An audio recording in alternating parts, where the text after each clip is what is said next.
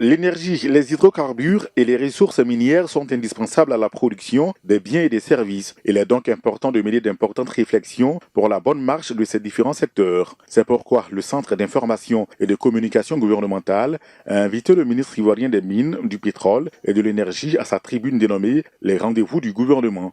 Objectif, faire comprendre aux populations le sens des actions entreprises dans ces domaines majeurs de l'économie ivoirienne. Si le charbon,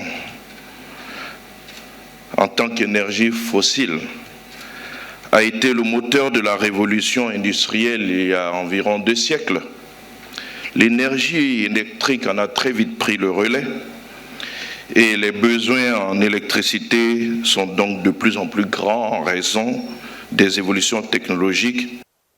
Selon un rapport de la Banque mondiale publié en 2020, en Côte d'Ivoire, l'énergie est distribuée à 100% par des opérateurs privés. Le réseau devrait couvrir 99% de la population d'ici à 2035 et 42% de l'énergie produite sera renouvelable.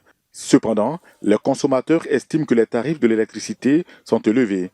Le ministre Mamadou Sangafoua Koulibaly a donc saisi la tribune pour apporter certaines précisions sur la question.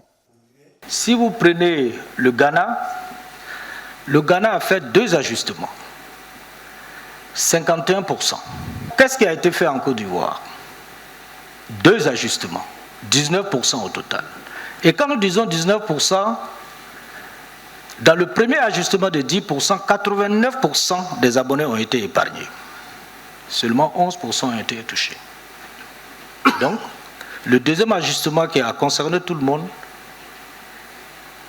au total, les 19% n'ont pas pesé sur tous les abonnés. Les échanges de cet important rendez-vous ont tourné autour du thème politique minière, pétrolière et énergétique, enjeux, défis et perspectives.